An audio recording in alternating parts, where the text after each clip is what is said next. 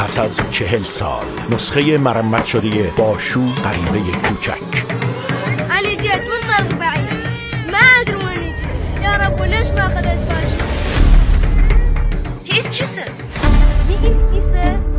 نایی باشو يما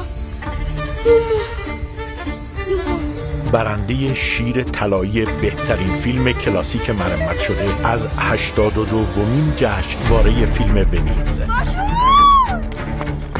نایی و مادرباره تازه‌واری اسمش باشو است. باشو غریبه کوچک، شاهکاری از بهرام بیضایی با بازی درخشان سوسن تسلیمی و نگاه فراموش نشدنی عدنان افراویان.